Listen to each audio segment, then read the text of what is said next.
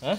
Ya, jadi kita sudah belajar waktu minggu kemarin tentang sumber hukum Islam, ya, di mana itu yang merupakan pokok yaitu apa? Al-Quran dan As-Sunnah atau Al-Hadis begitu ya.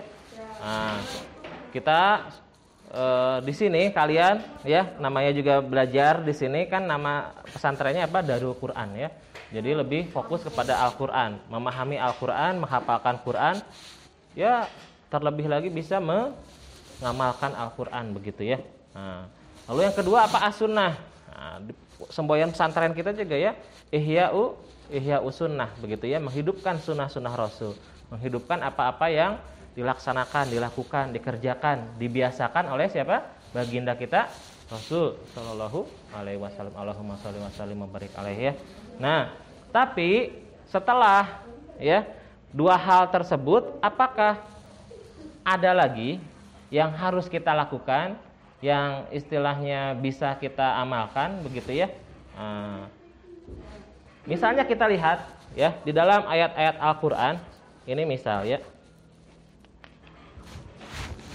Nah, ada di dalam Al-Quran ya, pasti semua hafal ya. Ini Kahfi suka baca ayat ini ya. Fala a'udzubillahi minasyaitonirrajim. Fala taqul lahuma uff wala tanharhuma wa qul lahuma ya karima ya. Nah, di sini dikatakan fala taqul, janganlah kau katakan lahuma, yaitu kepada siapa? Kedua orang tua. Jangan apa? Berkata apa? Uf ya. Kalau bahasa Indonesianya ya, orang Arabnya uf. Tapi ya pokoknya gitulah ya. Pokoknya berkata yang istilahnya tidak senang begitu ya. Uf, ya bahasa Arabnya uf. Bukan ya. Uf. Wala tanharhuma, janganlah engkau menghardik keduanya. Coba baca ayat ini ya. Secara teks ya, secara arti begitu ya. Jangan apa? Jangan berkata uf, jangan menghardik ya. Kalau gitu nendang boleh dong ya, ngebacok boleh dong ya, boleh nggak? Enggak, saya tanya, boleh tidak kalau dari ayat ini melihatnya? Boleh. Iya, kan yang dilarang itu, ya kan? Yang dilarang itu.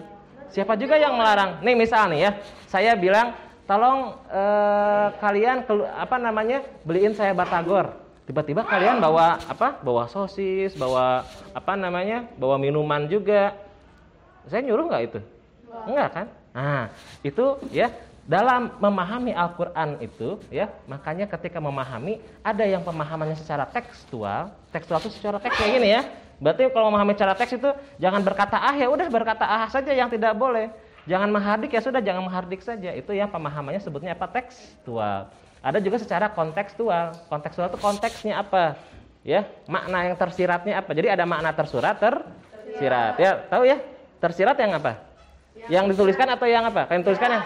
Nah, jadi kalau yang tersiratkan apa sebutnya tersurat. Kalau yang tidak tertuliskan tersirat seperti itu ya. Nah, makanya ada konteks seperti itu ya. Maka itu dipahami kalau dalam ilmu usul fikih adalah namanya mafhum. Ya. Kalau yang tersurat itu dalam bahasa Arabnya mantuk istilahnya ya. Ada mantuk ya, ada mafhum. Apa? Ada mantuk, ada mafhum. Jadi kalau yang memahami secara eksplisit ya, secara dari kata ini adalah sebutnya dia memahaminya dengan mantuk ya. Sedangkan kalau dengan mafhum yang bisa dipahami apa? Ya makanya ada kata paham itu ya. Mafhum ya, itu dengan mafhum. Ya. Nanti kalau belajar usul fikih lebih mendalam nanti namanya ada mafhum mukhalafah atau mafhum muwafaqah. Nah, kalau mafhum muwafaqah itu artinya apa? Mukul saja, berkata saja tidak boleh, apalagi kalau mukul. Apalagi kalau sampai membunuh orang tua. Oh, itu Masya Allah ya. Nauzubillah. Ya. Iya, itu kalau misalnya dalam ilmu waris, orang yang membunuh orang tuanya dia tidak mendapatkan waris. Ya. Nah, itu nanti kalau dalam hadisnya tambahan.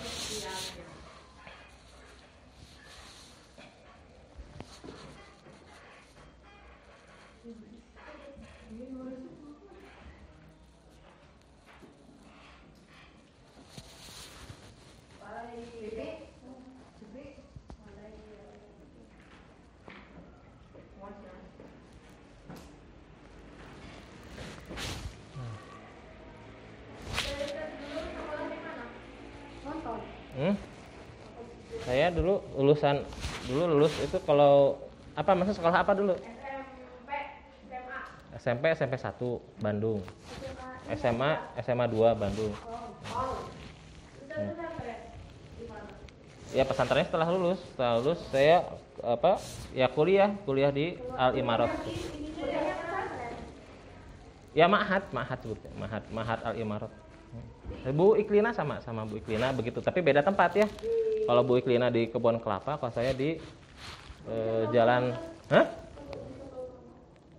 Ya kan Bu Iklinanya bilang dulu lulusan Imarat, tapi duluan saya begitu ya. Terus kalau Bu Iklina kan 2 tahun, kalau saya dulu yang 3 tahun. Itu Al Imarat Inhofteng. Tegalaga atau Tegalaga? Nah, ke atas itu Inhofteng. Bandung. Ya kalau sekarang masih kuliah tapi belum selesai. Ya. Sekarang masih di situ kan? Enggak, beda lagi. Ibnu Su'ud itu saya bilang. Ibnu Su'ud. Bukan, Riyadh Ibnu Su'ud. Ibnu Su'ud di Riyadh. Riyadh itu ibu kota Arab Saudi. Riyadh. Online sistem. Ya. Ya. Langsung sini ya, nanti ya itu. Nah, nanti kita ngobrol-ngobrol lagi kamu. Nah, ya. Jadi apa? Ya. Jadi itu ya. Jadi ada ya untuk pemahaman. Nah, untuk memahami Al-Qur'an itu maka ulama melakukan metode ya, ada metodenya. Ya. Ketika misalnya sekarang ya di Indonesia ada tidak kurma? Ada ya, tapi apakah kita makan kurma ya sehari-hari? Ya, makanya ketika zakatul fitr ya, zakat fitrah ya, itu menggunakan beras ya. Terus misal ya pada zaman Rasul sallallahu alaihi wasallam ya, Allahumma shalli wa sallim kali ya. Orang masuk masjid itu enggak pakai apa namanya? Pakai sepatu ya, pakai sepatu itu. Ya, masuk masjid pakai sepatu. Ya karena ya masjidnya dari tanah bawahnya. Belum di tembok, belum diapakan. Coba kalau sekarang ya, hatta sampai di Mekah sekalipun coba pakai ini ya. Pasti dimarahin ya sama yang penjaga masjidnya begitu, sama DKM-nya. Jadi itu ya, ketika memahami hukum itu memang ada yang pemahamannya secara tadi ya, teksnya tekstual, atau misalnya kalau dalam mazhab itu mazhab zohiri ya, zohirnya saja nih misal ya. Dalam ketika seseorang ya hendak menghitbah ya. Nah, menghitbah. Tuh, depan misalnya hendak menghitbah ya. Ya bebas ya, pokoknya di sini halal semua bagat depan ya. Ya benar, kecuali kalau yang mahramnya. Kalau yang mahram diharamkan untuk dinikahi, itu tidak boleh dinikahi ya. Iya, itu halal. Dosa. Ya, haram ya, enggak boleh pokoknya. Nanti belajar di fikih nikah tentang mahram itu siapa saja, nanti ada. Ya nanti ada waktunya ya. Hah? Mana? Saya yang mana ya, banyak ya. Mengeluarkan mungkin. Kalau nggak mengeluarkan secara istilah. Mana secara istilah? Ya mengerahkan ya. Tuh, tadi sampai mana ya tadi barusan? Ya itu ya. Jadi kok jadi ke depan tadi ya? Apa lagi tadi? Enggak, sebelumnya itu ngebahas apa ya saya? Saya suka lupa lagi, suka nggak konsen ya. Ya.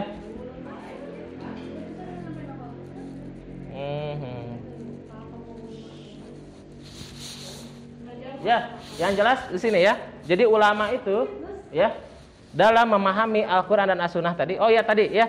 Jadi Rasul sallallahu alaihi wasallam mengatakan ya, kepada seseorang yang hendak mengkhitbah ya, boleh dikhitbah ya, yang itu yang selain bukan mahram boleh dikhitbah. Kata Rasul sallallahu alaihi wasallam, sebelum menikah lihatlah dirinya. Fanzur ilaiha atau unzur ilaiha. Pokoknya lafaznya seperti itulah ya. Lihatlah dirinya. Itu ada ulama, maaf ya, ulama mazhab Zohiri ya. Zohir dia memahami secara tekstual, secara teksnya saja. Di situ ada batasan tidak dilihatnya apanya? Tidak. Kan dibilangnya apa? Lihatlah dirinya, ya, lihatlah perempuan itu. Makanya itu dalam mazhab Zohiri itu, kalau kalian baca di buku fikihnya, ya, tapi jangan diterapkan ya, apalagi sama Devan nggak boleh. Ya, itu boleh melihat semuanya tanpa ada batasan. Iya, di situ. Kalau hendak mengkhitbah. Oh, itu kan ekstrim ya. Bayangkan coba kalau pengen ini, lihat dulu katanya. Dan boleh ngelihatnya itu pun tanpa sepengetahuan si perempuan itu. Itu secara mazhab zahiri ya. Nah, gitu.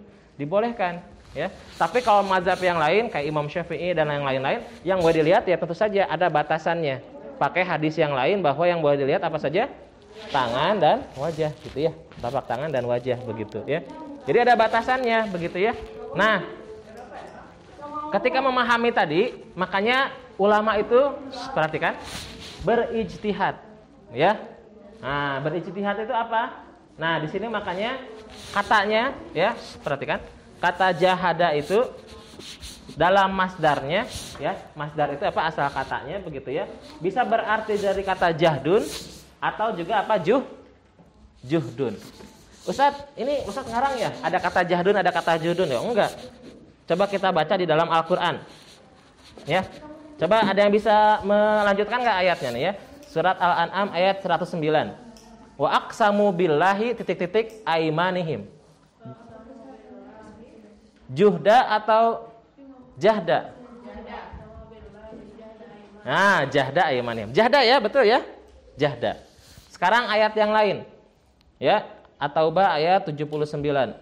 Wallazina la yajiduna illa jahdahum atau juhdahum. Nah, juhdahum ya. Itu ada kata juhda, ada kata jahda. Apa beda artinya ini? Jadi kalau jahda artinya kesungguhan, sepenuh hati, serius, sedangkan kalau juhdun artinya kesungguhan ya, dan seterusnya begitu ya. Nah, itu ya asal katanya. Lalu dalam bahasa Arab ada disebutnya, perhatikan, ada yang kalau kelas saya diajarkan ini, kalau kelas bahasa pernah diajarin nggak? Ada yang mujarad, ada yang mazid. Pernah belajar nggak? Jadi ada tambahan kata. Nih ya. Coba, ini asal katanya apa? Jim, ha, dal. Jadi kalau ini ada tambahan, berubah menjadi ini, perhatikan. Ijtahada. Tambahannya apa? Nah, depan ada tak. Ya. Nah, dalam bahasa Arab suka kayak gitu. Jadi ada yang tanpa ada tambahan, sebutnya mujarad, ada juga yang mazid, ada tambahan. Ya. Kalau pagi-pagi ya, kelas bahasa saya suka dengar kan ada ini ya, baca ya. Ifta'ala yaftailu ifti'alan. Itu wazannya begitu ya. Ijtahada. Hah? Iya gitu cara ngapalinnya ya. Ijtahada yajtahidu ijtihadan. Nah, ini apakah sama artinya ketika ada tambahan itu? Oh, ternyata berubah ya. Yang asal artinya seperti ini berubah menjadi ada pengertian, disebutnya pengertian mubalaghah. Mubalaghah itu apa? Sangat. Jadi kalau ini sungguh, kalau ini tambah lagi kesungguhan yang amat sangat. Sangat amat bersungguh-sungguh. Itu secara bahasa. Ya. Dalam ilmu keislaman itu pasti ada secara bahasa, nanti secara apa? Istilahan. Lugotan wastilahan. Nah, sekarang kita bahas apa itu secara istilah, ya. Secara istilah di sini juga ada ya. Coba lihat di buku tuh ada ya. Kan secara bahasa apa, ya. Secara istilah apa, begitu ya. Nah, ini yang pertama itu adalah pengertian. Ini di sini di buku juga ada ya. Saya cuma nyari pakai bahasa Arabnya. Itu adalah ta'rif atau pengertian yang diungkapkan oleh Imam Asy-Syaukani. Apa itu ijtihad? Di sini dikatakan. Di sini ada di buku. Coba lihat apa? Mengarahkan kemampuan untuk mendapatkan syarat hukum Islam yang bersifat operasional dengan istinbat. Ya, bahasa Arabnya gini. Ya, bazlul was'i fi naili hukmin syar'iyyin amaliyin bitorikil istinbat. Nah, itu bahasa Arabnya ini, ya. Itu sama di sini. Cuma saya cari itu bahasa Arabnya dapat ya. Nah, seperti itu. Ada lagi nggak pengertian yang lain ya ini? Ya, mengarahkan kemampuan, ya, siapa seorang faqih kemampuannya untuk menghasilkan satu buah hukum, ya.